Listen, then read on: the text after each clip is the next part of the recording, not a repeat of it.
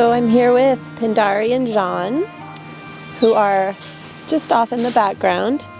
Pindari's in the lead. She's heading into the cement tunnel and Jeanne is following her. So that's a pretty typical scene with the two of them. They're really good friends. Both Pindari and Jeanne came from the Nanning Bear Farm. It's where they spent the majority of their life until they arrived at CBRC. Both of them are adult females. We're not exactly sure how old they are, but probably in the range of teens to early 20s, we would guess. And interestingly enough, at the Nanning Bear Farm, they actually spent many years living very close to one another, so they didn't actually get a chance to meet, but they were about 4 yards apart.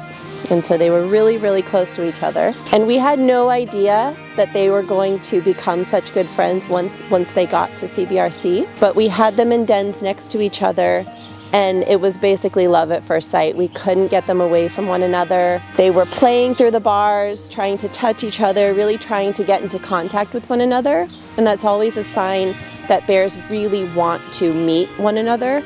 And so we allowed them to meet, and they just played. And ever since then, that was probably around the summer of 2021, ever since then they've really just been best friends. So I think one of my favorite memories of the two of them was shortly after they arrived here, and we were giving deworming medication to all the bears in the sanctuary. And we showed up at the house where they lived at the time. They had just been integrated with one another, and they were so preoccupied with playing and wrestling that we could not call them forward. And that's pretty rare. Whenever we're giving deworming medicine, it's usually given in really, really sweet treats and foods that the bears absolutely love.